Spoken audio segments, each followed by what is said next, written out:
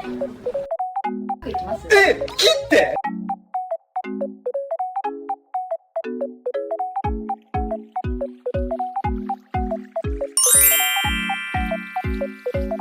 Hello everyone, I'm Masumi.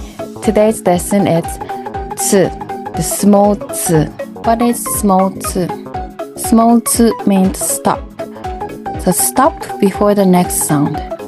Let's see the example. So this is kitte. This is kitte. One more. Kitte. Kitte. So when you see small つ, you stop and release. Kitte. Kitte like this. So let's practice. Listen carefully. Saka, saka, saka, saka. Repeat.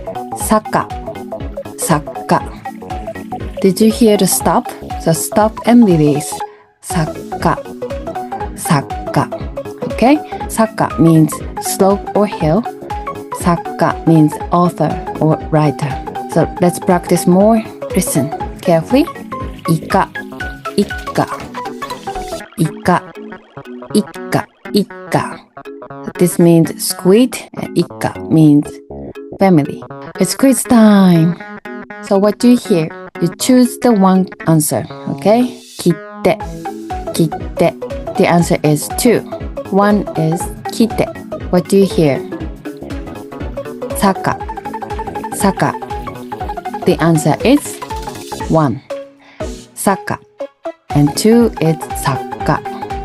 Okay? Very good. Katta, katta. The answer is 2.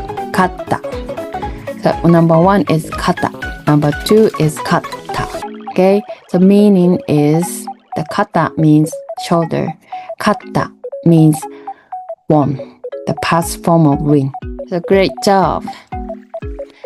So thank you for watching my video. And if you have any question, leave a comment and subscribe for more Japanese lesson. ありがとうございます。See you next time. またね。